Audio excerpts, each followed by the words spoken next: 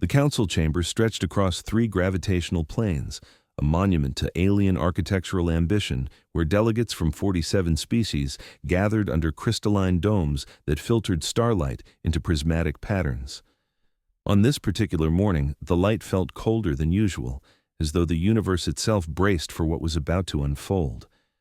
Ambassador Sarah Chen stood in the defendant's circle, hands clasped behind her back with the quiet dignity that had defined her 22-year diplomatic career. Above her, the Council's High Arbiter, a being of luminescent gas contained within a ceremonial vessel, pronounced words that would reshape galactic history. Ambassador Chen of Earth, you are hereby banished from Council space for crimes of obstruction, insubordination, and ideological contamination. Your species' diplomatic privileges are revoked permanently. You have 72 hours to vacate Council territory. The Arbiter's voice resonated through translation fields, each syllable heavy with finality. Around the chamber, delegates shifted uncomfortably. Some avoided looking at Sarah entirely. Others watched with barely concealed satisfaction, as though a troublesome thorn had finally been extracted. Sarah's expression remained serene, almost peaceful. She did not protest or plead. Instead, she offered a small bow of acknowledgement, the kind humans reserved for endings they had already accepted. "Thank you for the clarity," she said simply. Her voice carried no tremor, no hint of fear or anger, just calm acceptance that somehow felt more unsettling than any outburst. "I will inform Earth of this decision. They will appreciate knowing where things stand." The Arbiter seemed momentarily confused by her composure. The Council had expected tears, anger, perhaps desperate bargaining. Humans were emotional creatures. Everyone knew this. They wore their feelings openly, sometimes embarrassingly so. Yet here stood their last representative, responding to exile with the tranquility of someone accepting a dinner invitation. "We trust Earth will understand the necessity of this action," the Arbiter continued, attempting to fill the unexpected silence. "Your species' refusal to comply with resource allocation protocols left us no choice."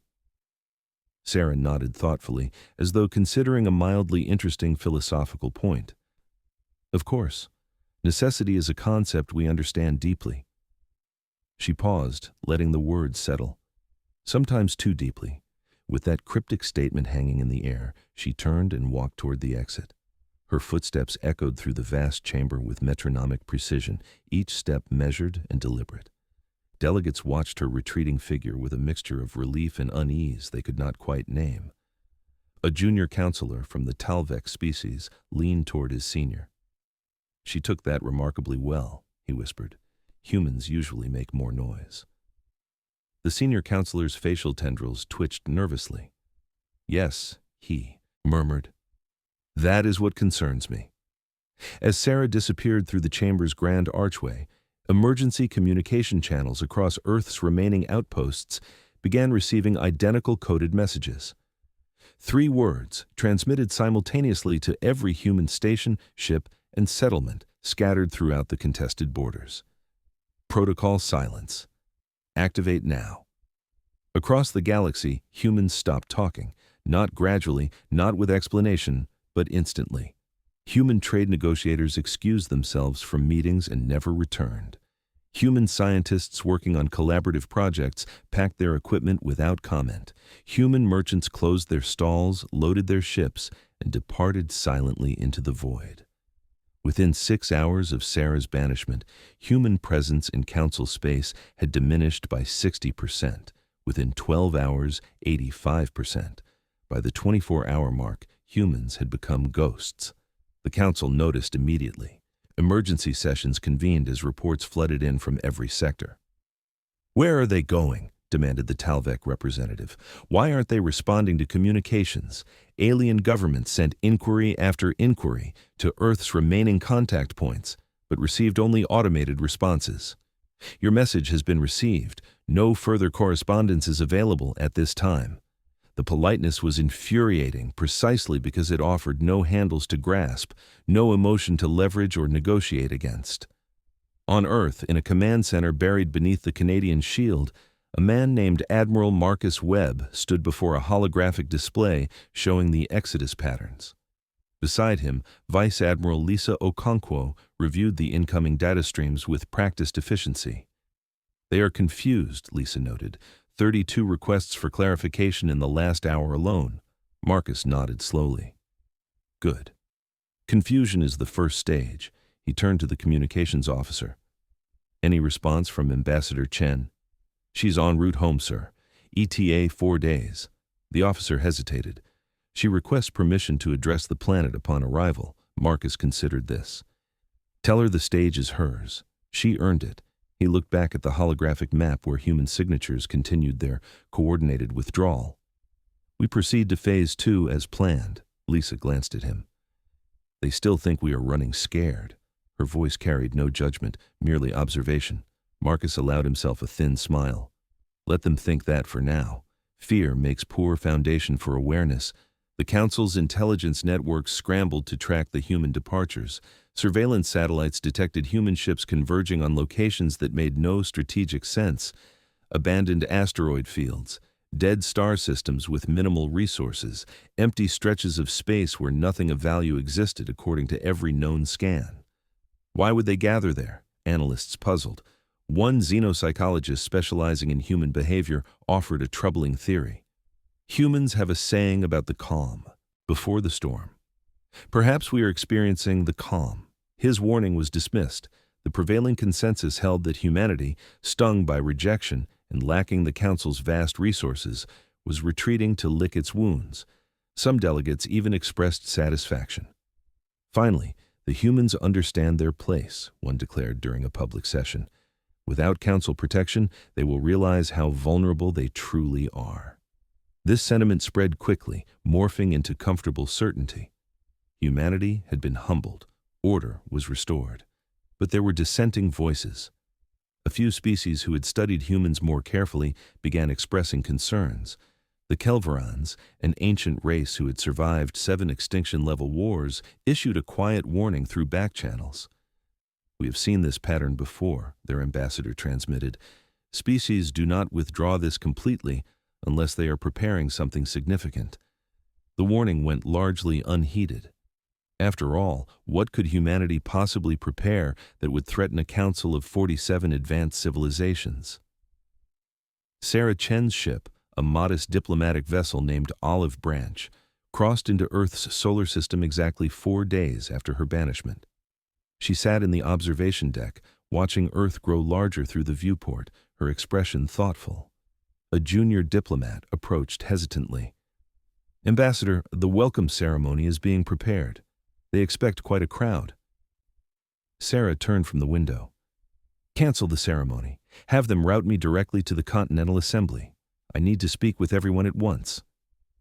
When Sarah appeared before the Continental Assembly, broadcast simultaneously to every screen on Earth and its colonies, she looked tired but composed. Behind her, the flags of Earth's United Territories hung in solemn rows. Citizens, she began, her voice steady and clear. Today I return not as your ambassador, but as your messenger. The Galactic Council has made its position clear. We are unwelcome in their halls, unwanted in their deliberations, and unnecessary in their calculations of power. She paused, letting the weight settle. This is their mistake, not ours. A ripple moved through the watching billions. Sarah continued, For 2 decades I have advocated patience. I have counseled restraint.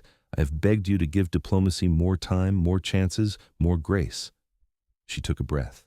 I was wrong. The admission stunned listeners. Sarah Chen, legendary for her unwavering belief in peaceful resolution, was acknowledging failure. But her eyes held no defeat. What I should have told you is this. Diplomacy only works between parties who respect each other. The Council does not respect us. They tolerate us. There is a difference. Marcus Webb watched the broadcast from the command center, nodding slowly. She is releasing them, Lisa observed quietly. Releasing what? Marcus asked, though he already knew. The guilt, Lisa replied. The obligation to be better than we need to be. Sarah's next words confirmed this. Therefore, I am formally recommending that Earth activate Protocol Silence in its entirety. No more diplomatic outreach, no more trade negotiations conducted on their terms, no more participation in systems designed to keep us subservient. She stood straighter. We withdraw completely. We focus inward. We remember who we are when no one is watching us pretend to be smaller than we are. The Continental Assembly erupted into discussion, but the outcome was never truly in doubt. Humanity had been waiting for permission. Sarah had just granted it. Within hours, the vote passed with overwhelming majority. Protocol silence was no longer a contingency plan. It was official policy. And with that authorization, the true work began. The Council did not understand what silence actually meant. They assumed it was petulant isolation, a child taking their toys and going home. They could not have been more wrong. In the abandoned asteroid fields where human ships had congregated, construction began. Not of weapons, though those existed. Not of dreadnoughts, though fleets were being assembled. Humans were building infrastructure for something the galaxy had not seen in 3,000 years, complete economic independence. Massive refineries blossomed in the void, processing raw materials with efficiency that shocked even human engineers. Fabrication stations assembled components for technologies kept carefully hidden during the diplomatic years. Agricultural ships, vast cylinders spinning to generate gravity, began producing food reserves on scales that suggested preparation for something long-term. The Council's spy networks, still functional in human space, reported these activities with growing alarm. They are building an economy, one analyst reported, a complete, self-sufficient economy. But the scale, it suggests they plan to sustain this for decades, perhaps longer. The Council leadership dismissed this as paranoia. Humans were traitors at heart. Eventually, they would come crawling back, desperate for the markets and resources only Council membership provided. They simply needed time to accept reality. What the Council failed to grasp was that humans had spent those diplomatic decades carefully studying every species, every technology, every resource the galaxy offered, and they had learned. In secure facilities across human space, breakthroughs occurred with startling frequency. A human physicist cracked the Kelvaran's energy shielding that had taken them 4 centuries to develop. Human biologists synthesized the Talvec healing compounds that species had guarded zealously for millennia. Human engineers reverse-engineered Council transportation technology and improved it. None of this was stolen. Every breakthrough came from humanity's terrifying capacity to look at a problem from angles no one else considered. Where other species saw barriers, humans saw puzzles. Where others accepted limitations, humans asked why. And when. Given 2 decades of close observation while pretending to be harmless junior partners, humans absorbed an education worth millennia. Admiral Webb reviewed the progress reports with satisfaction. "We are ahead of schedule," Lisa noted. "Manufacturing capacity exceeds projections by 18%. Marcus nodded. "Redirect the surplus to Phase 3 preparations." Lisa hesitated. "Admiral, Phase 3 assumes hostilities. Are we certain the Council will escalate?" Marcus looked at her with the weariness of someone who had studied history too carefully. "They banished our diplomat for refusing to give them resources we needed for our own survival. They will not allow us to succeed independently. It would undermine the entire premise of Council necessity." He pulled up a star chart. "They will come. The only question is when." His prediction proved accurate. 3 months into protocol silence, the Council's economic models began showing alarming trends. Human trade, once a minor but steady component of galactic commerce, had vanished entirely. This should have been barely noticeable. Instead, ripples spread. Species who had quietly relied on human manufacturing for affordable goods found themselves facing shortages. Colonies that had purchased human agricultural products discovered Council alternatives cost 3 times as much. The Talvec, who had become dependent on human medical supplies for their remote settlements, faced a healthcare crisis. The Council convened to address the unexpected disruption. "We must compel them to resume trade," one delegate insisted. "They cannot simply withdraw from civilized commerce." The Arbiter, still convinced of Council superiority, agreed. Send a delegation to Earth. Offer them reduced tariffs if they rejoin the economic framework. Make them understand cooperation benefits everyone. The delegation departed with confidence, expecting grateful acceptance. They returned humiliated. Earth's response, delivered by a minor bureaucrat rather than anyone important, was brief and devastating. Thank you for your generous offer. Earth respectfully declines. We are currently focused on internal development and are not seeking external trade relationships at this time. We wish the Council prosperity in all its endeavors. The dismissal was polite, friendly even, and absolutely final. The delegation reported back in shock. They are not posturing. They genuinely do not need us. This realization sent shockwaves through Council leadership. An emergency session convened behind closed doors. If humans can survive independently, one delegate argued, it sets a dangerous precedent. Other species might attempt the same. The entire Council structure depends on mutual necessity. The Arbiter's gaseous form swirled with agitation. Then we must demonstrate the cost of defiance. Show them that isolation means vulnerability. The Kelvaran's ambassador, old enough to remember wars that had shattered civilizations, spoke quietly. I urge caution. We know very little about what humans have been building during their silence. The Arbiter dismissed this. They have had mere months. We have had millennia. The decision was made. The Council would send a show of force to human borders, not an invasion, simply a demonstration. Enough military presence to remind Earth of its relative weakness and encourage more cooperative attitudes. 40 warships representing a dozen Council species assembled at the edge of human-claimed space. The fleet commander, a decorated Talvek admiral, broadcast a message toward Earth. This is Council Fleet Mercy. We come in peace, but prepared for necessity. Earth is required to send representatives to discuss resumption of proper relations. You have 48 hours to comply. The message transmitted across the void, reaching human monitoring stations with perfect clarity. In the command center beneath the Canadian shield, Admiral Webb watched the fleet's positioning with clinical interest. They brought Mercy Fleet, he observed. 40 ships, a strong showing. Lisa pulled up tactical analysis. Their formation is standard intimidation array, designed for visual impact more than combat efficiency. Marcus considered the display thoughtfully. They still believe we are the frightened species begging for admission 2 decades ago. Do they have any idea what we have been preparing? Lisa shook her head. Intelligence suggests they dismissed our construction activities as defensive paranoia. They believe our technology remains decades behind theirs. Marcus allowed himself a cold smile. Then let us educate them. He turned to the communications officer. Broadcast response protocol. Let them hear our answer. The officer nodded, transmitting a message that would echo through history. The response that reached Council Fleet Mercy came not from a military channel, but from Earth's General Emergency Broadcast System, the kind usually reserved for weather alerts and public announcements. The voice belonged to no admiral or general, but to a soft-spoken woman who identified herself as Civilian Coordinator Emma Torres. Hello, Council Fleet Mercy, she began, her tone friendly and conversational. Thank you so much for traveling all this way. We appreciate the effort, truly. However, Earth is not currently accepting diplomatic visitors.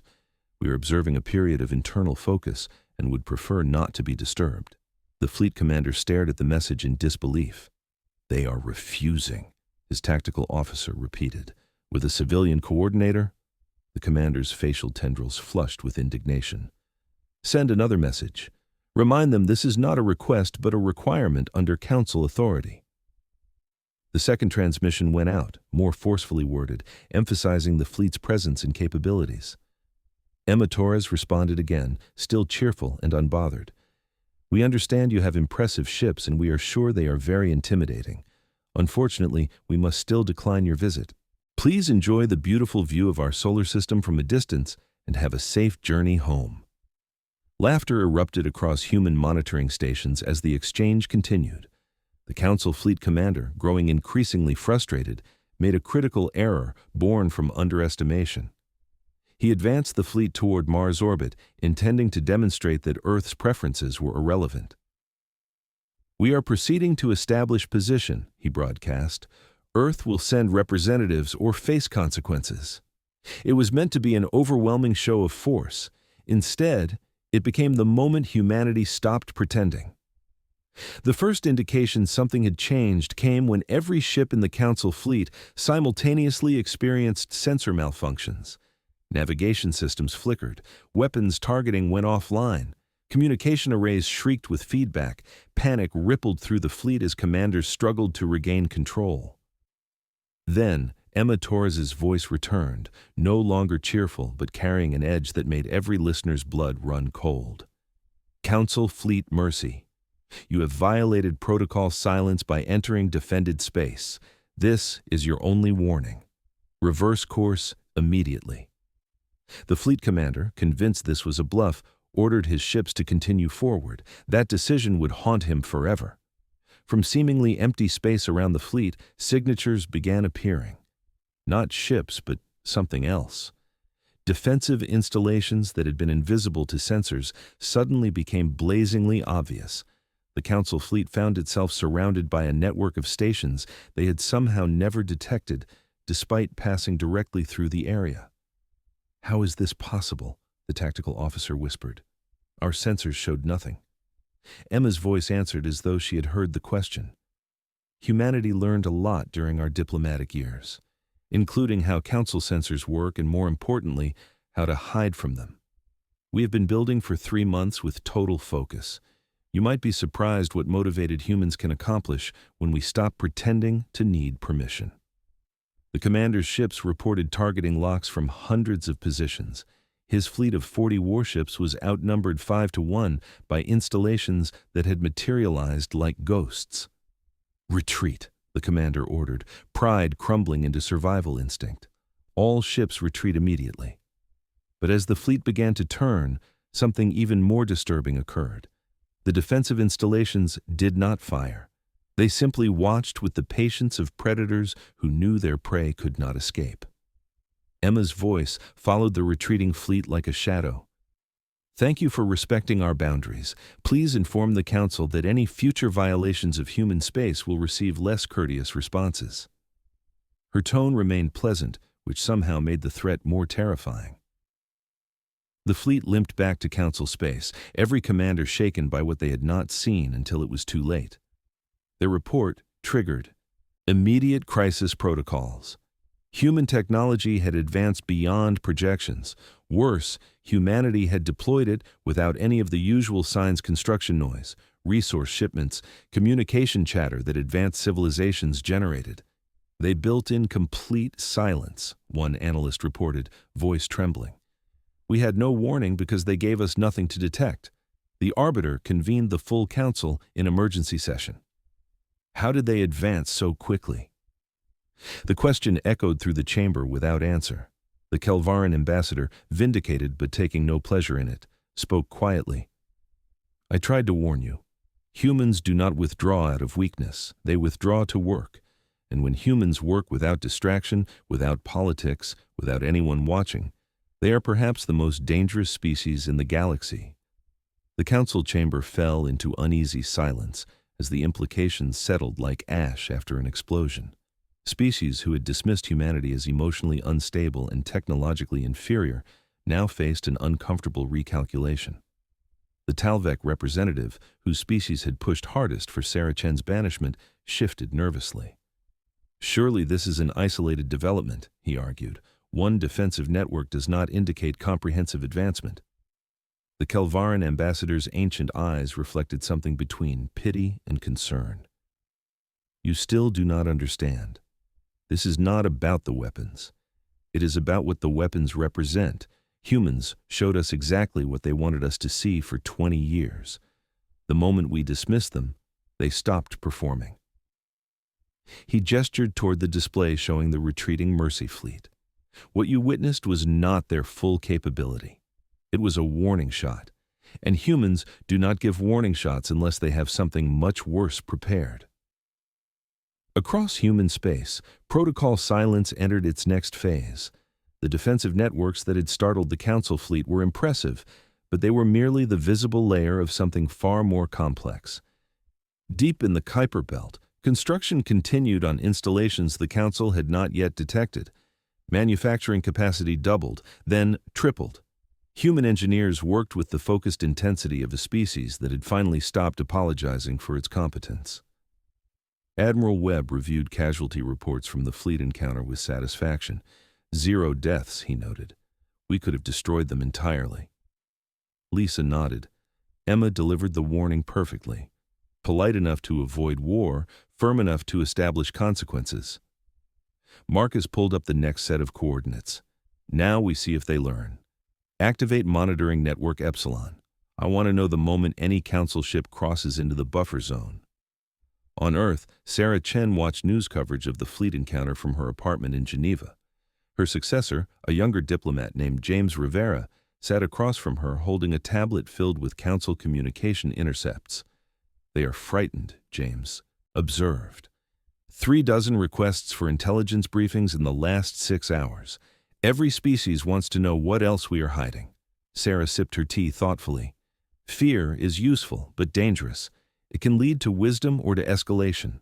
We need to ensure they choose wisdom. James hesitated.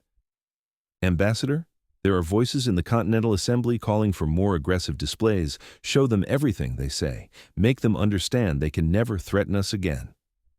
Sarah's expression hardened. That would be a mistake.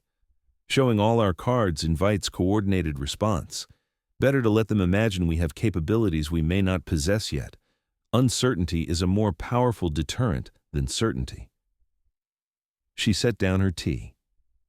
Tell Admiral Webb to proceed with Phase 4, but quietly. No announcements, no demonstrations, just preparation. Phase 4 involved something the Council would find even more disturbing than military capability: economic replacement. Human corporations operating with government coordination began offering services to Council species at prices significantly lower than what the Council's own infrastructure provided. The catch was simple. These offers went directly to individual species, bypassing Council authority entirely. Within weeks, 3 minor species had established trade agreements with human companies, drawn by economic necessity despite Council disapproval.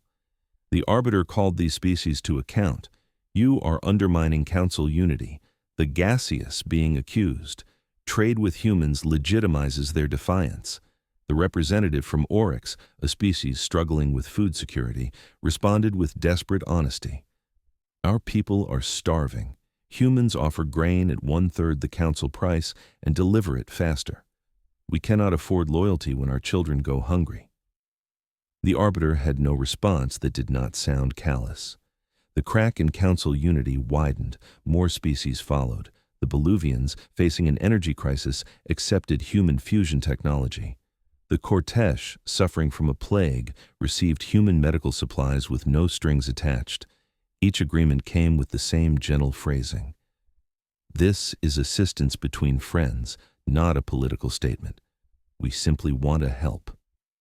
The Council watched helplessly as humanity undermined their authority through generosity, a tactic far more effective than any weapon.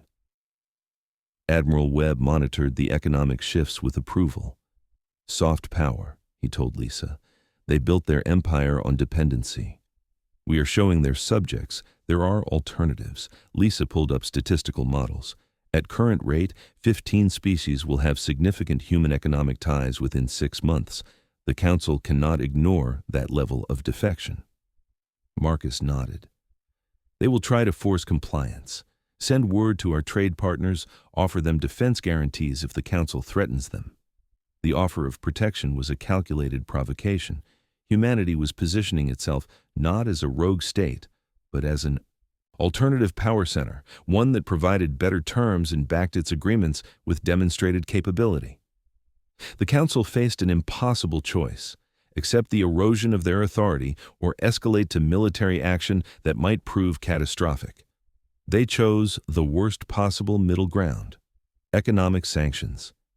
The Council declared that any species trading with humanity would face severe penalties, including revocation of Council benefits, trade restrictions, and diplomatic isolation. The announcement was meant to force compliance through fear. Instead, it revealed the Council's desperation. 7 species immediately responded by reducing their Council participation and increasing human trade. The message was clear. The Council's threats no longer carried the weight they once did. Emma Torres, now Earth's unofficial spokesperson, responded to the sanctions with characteristic cheerfulness broadcast across open channels. We respect the Council's right to establish their own trade policies. Earth will continue offering assistance to any species that requests it, regardless of Council approval. We believe in freedom of choice. Her statement was diplomatic perfection, positioning humanity as champions of liberty against Council authoritarianism. The Kelvaran ambassador requested a private meeting with the Arbiter, conducted through encrypted channels away from the full Council. "You are losing this confrontation," the Kelvaran stated bluntly. "Every action you take strengthens their position." The Arbiter's form swirled with agitation. "What would you have us do? Surrender authority to a species barely out of their home system?" The Kelvaran's response was heavy with ancient wisdom. "I would have you negotiate before they decide negotiation is no longer necessary." But negotiation required acknowledging equals, and the Council's entire structure depended on hierarchy. The Arbiter refused to show what they perceived as weakness. Instead, the Council prepared a larger response. 80 ships this time, drawing from their most powerful members.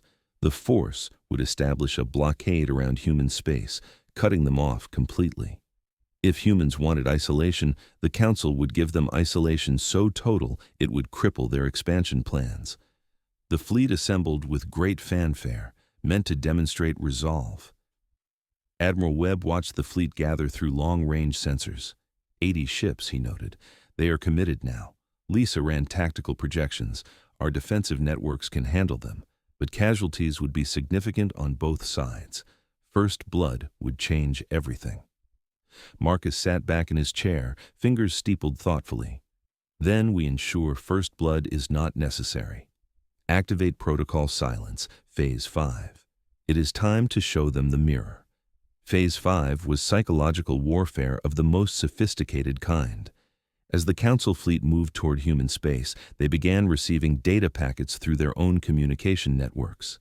The packets contained detailed intelligence files on every species in the Council. Corruption scandals, secret treaties, hidden weapons programs, suppressed rebellions, everything the Council had carefully concealed to maintain their image of benevolent unity. The information was accurate, verifiable, and devastating, but humanity did not broadcast this information publicly. Instead, they sent it directly to the Council leadership with a simple message from Emma Torres. "We know everything. We have known for years. We chose not to use this information because we believed in diplomatic solutions. You are forcing us to reconsider that belief. Think carefully about your next move." The threat was implicit, but overwhelming. Humanity could destroy the Council's credibility without firing a single shot. The Council fleet stopped advancing. Emergency consultations erupted as leaders realized humanity had infiltrated their intelligence networks far more deeply than anyone suspected. "How long have they been gathering this?" the Arbiter demanded. Analysts scrambled to trace the data breaches and found evidence going back years. The humans had been spying on everyone, learning every secret and saying nothing. The patience required for such long-term intelligence gathering was terrifying. A junior Talvec analyst made a connection that chilled every leader who heard it. "Ambassador Chen," she whispered. 22 years of diplomatic access. She attended every major Council session, visited dozens of worlds, built relationships across the galaxy. What if her entire mission was intelligence gathering? The implications crashed through the Council like a shockwave. Had humanity's diplomatic period been a reconnaissance operation all along? The answer was both yes and no, but the Council would never know for certain. Sarah Chen, watching from Earth, allowed herself a rare smile. "They are finally asking the right questions," she told James. Too late, but at least they are thinking now. James looked troubled. Ambassador, some Continental Assembly members are uncomfortable with how deeply we spied on allies as well as the Council. Sarah's smile faded. Intelligence gathering is not betrayal. It is prudence. We needed to understand the galaxy before the galaxy decided to understand us. Her tone softened. But yes, there will be moral reckonings. Later, after we secure our survival. The Council's blockade fleet withdrew to a holding position, neither advancing nor retreating. The Arbiter requested direct communication with Earth's leadership, a tacit admission that humanity could no longer be dismissed. Admiral Webb accepted the call in his command center, with Sarah Chen present as advisor. The Arbiter's gaseous form appeared in holographic projection, swirling with barely contained agitation. "You have made your point," the Arbiter began. "Earth has capabilities we underestimated. Surely we can resolve this situation diplomatically." Marcus responded with the same measured calm he had maintained throughout. "The Council banished our last diplomat, remember? Diplomacy implies mutual respect. You have shown us none." The Arbiter's form pulsed. "That decision can be revisited. Ambassador Chen's exile could be lifted." Marcus shook his head. "Ambassador Chen does not wish to return. She has retired from diplomatic service. You would need to negotiate with whoever Earth chooses to send next, if we choose to send anyone at all." The subtle shift in power dynamics was unmistakable. The Council was now requesting access rather than granting it. The Arbiter tried a different approach. "What does Earth want? Territory? Resources? We can discuss allocations." Sarah leaned forward, her voice cool and precise. "Earth wants what we have been building during our silence, complete autonomy. We will trade with whom we choose, ally with whom we choose, and defend whom we choose, without Council permission or oversight." The Arbiter's form contracted sharply. "That is impossible. It undermines the entire Council structure." Sarah smiled, and the expression carried no warmth. "Then perhaps the Council structure needs reconsideration. You built a system where 47 species control the galaxy's resources and dictate terms to everyone else. You call it order. Others call it extortion. Humanity offers an alternative model, voluntary cooperation between equals. Species are choosing our model enthusiastically," Marcus added, his tone almost gentle. "We are not declaring war on the Council. We are simply declining to be subordinate to it. You may continue governing those species who consent to your governance. We will work with those who prefer alternative arrangements. There is room in the galaxy for multiple approaches." The Arbiter's response was sharp. "And if we disagree? If we insist on unified galactic governance?" The command center fell silent. This was the moment that would determine whether protocol silence ended in peace or catastrophe. Marcus looked at Sarah, who nodded slightly. He turned back to the Arbiter. "Then we will demonstrate why insisting is unwise.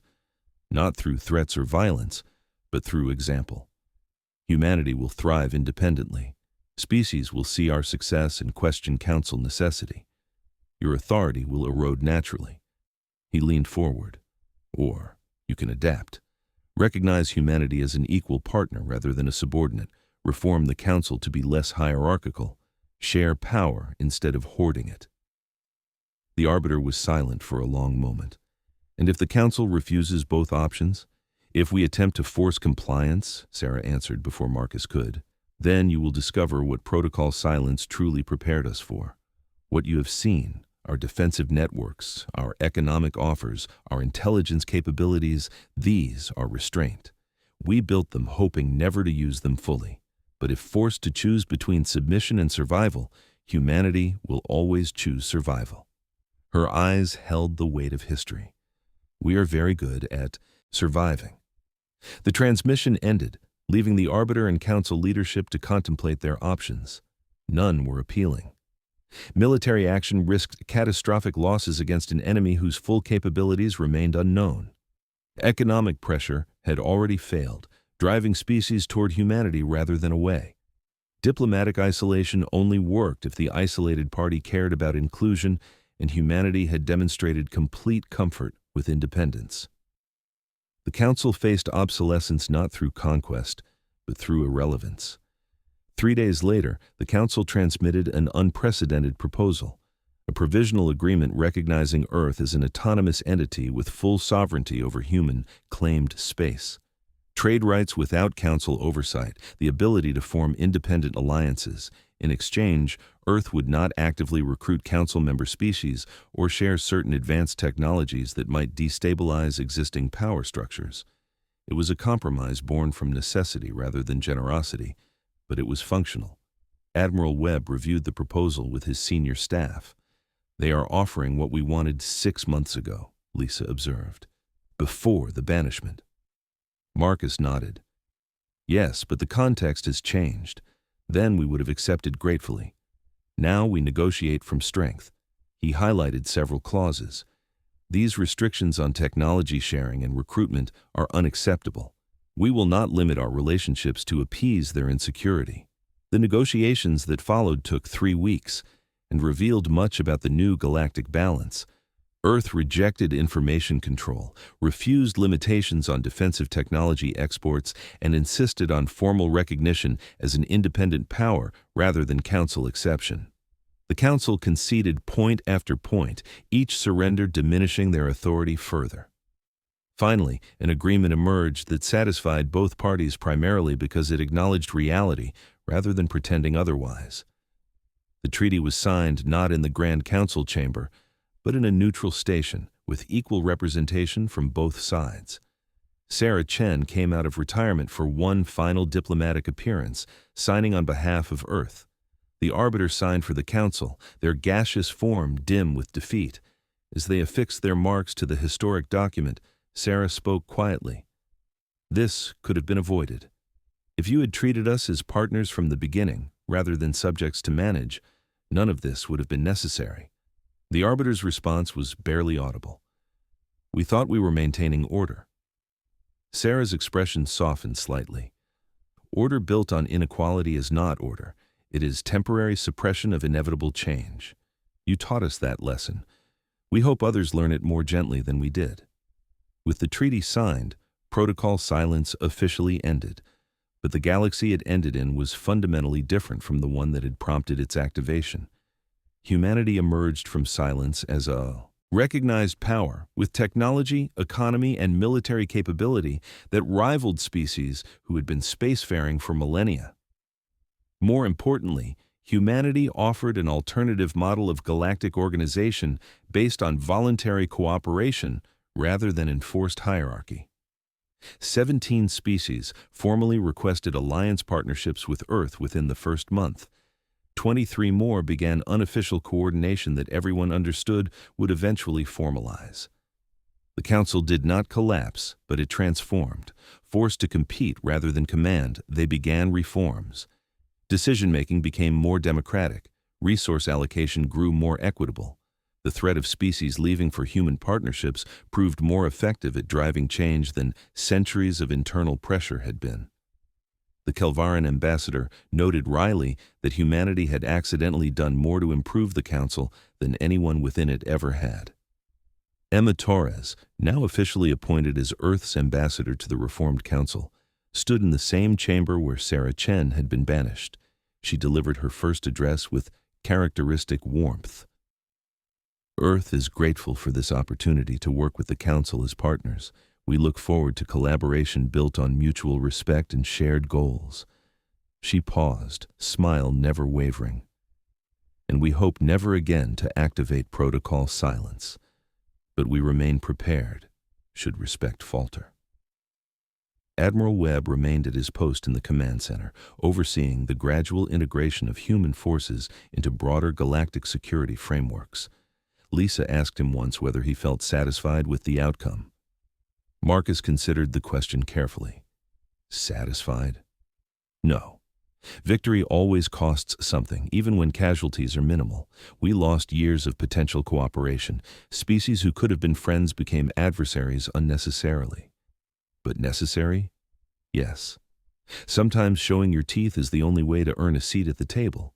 Sarah Chen spent her remaining years teaching at the Diplomatic Academy, training the next generation of human negotiators. Her final lesson to graduates never varied. Diplomacy is not weakness, and silence is not surrender. Sometimes the most powerful thing you can do is walk away and build something better alone, but always, always build it in such a way that when others see what you have created, they want to join you rather than destroy you. That is the difference between dominance and leadership. The galaxy adjusted to its new configuration. Human innovation continued accelerating, now shared more freely with allies than it ever had been during the subordinate years. The defensive networks that had startled the Council fleet evolved into collaborative security systems protecting multiple species. The economic alternatives humanity offered matured into a parallel trade network that operated alongside but independently from Council structures. Choice replaced coercion as the organizing principle of galactic civilization. Historians would debate protocol silence for generations. Some saw it as humanity's coming of age, the moment they transitioned from galactic newcomers to established power. Others viewed it as a near catastrophe narrowly avoided, a cautionary tale about the dangers of underestimating quiet species. A few recognized it as something more subtle, a masterclass in strategic patience. Humanity had used their banishment not as excuse for rage, but as opportunity for transformation. The most profound change was psychological. Before protocol silence, humans had struggled with imposter syndrome on the galactic stage, always uncertain whether they truly belonged among species with millennia of history. After silence, that uncertainty evaporated. Humanity had proven, mostly to themselves, that they could not only survive independently, but thrive. That self-knowledge proved more valuable than any technology or treaty. 20 years after the banishment, Ambassador Emma Torres hosted a dinner at the Earth Embassy with an unexpected guest. The Arbiter, now serving in a reformed advisory role rather than supreme authority, accepted the invitation with genuine curiosity. Over a meal of human cuisine, which the Arbiter experienced through complex chemical sensors, they discussed the transformation their confrontation had sparked. The Arbiter admitted what few Council leaders would say publicly. "We were afraid of you. Not of your weapons or your economy, but of your adaptability. Every species has limits, comfortable boundaries they respect. Humans seem to lack those boundaries. You simply keep pushing, learning, evolving. It is destabilizing." Emma considered this. Perhaps stability is overrated. Perhaps the galaxy needed destabilizing. Change is uncomfortable, yes, but stagnation is death. The Arbiter's form swirled thoughtfully. "Do you believe the confrontation was inevitable?" Emma nodded without hesitation. "The moment you structured the Council as hierarchy rather than community, yes. Someone would eventually challenge it. Humanity just happened to be positioned correctly and stubborn enough to follow through." She smiled. "Though I admit, protocol silence was more successful than anyone predicted. We got lucky." The Arbiter disagreed. "Luck is what the prepared call success when others are watching. You spent 20 years preparing while we assumed you were merely participating. That was not luck. That was strategy." Emma accepted the compliment with grace. "Then let us hope future conflicts involve less strategy and more honest conversation." The Arbiter agreed, and in that moment, the two former adversaries found genuine common ground. As Emma walked the Arbiter back to their transport, they passed a memorial wall in the embassy lobby. Engraved names listed every human who had worked toward peaceful integration before protocol silence became necessary. At the top, Sarah Chen's name glowed with subtle illumination. The Arbiter paused before it. She was remarkable. "I regret we did not appreciate her advocacy until after we had silenced it." Emma placed a hand on the wall gently. "Sarah used to say that her greatest success would be making herself unnecessary. She wanted a galaxy where human diplomats were boring because cooperation was normal. We are not there yet, but we are closer." The galaxy continued spinning, carrying its countless civilizations through the void. Humanity had secured its place among them not through conquest or submission, but through the simple demonstration that alternatives existed. Protocol silence had been activated as defensive necessity and evolved into transformative statement. The silence had spoken louder than any speech, proving that sometimes the most powerful response to dismissal is excellence pursued without audience. In the end, the Council had banished Earth's last diplomat, hoping to eliminate a troublesome voice. Instead, they had removed the one person advocating restraint, unleashing a humanity no longer constrained by diplomatic niceties. The lesson rippled through galactic consciousness. Be careful what you silence. You might discover it was the only thing keeping something much louder at bay. And when humans decide to speak again after long silence, the galaxy listens. The stars bore witness to this new era with their ancient patient light. They had seen empires rise and fall, species emerge and vanish, conflicts ignite and resolve. Protocol silence was merely one more chapter in the endless story of civilizations learning to coexist, but it was a chapter that would be studied for eons as example of how quiet dignity combined with hidden preparation could reshape power dynamics without firing shots. Humanity had arrived not as conquerors or supplicants, but as equals who earned that status through competence displayed only when necessary. And in command centers, embassies, and academies across human space, those who had lived through protocol silence taught its lessons to those who would carry humanity forward. Be patient, they counseled. Be prepared. Be excellent in silence. And when silence ends, speak with such clarity that no one doubts your words again.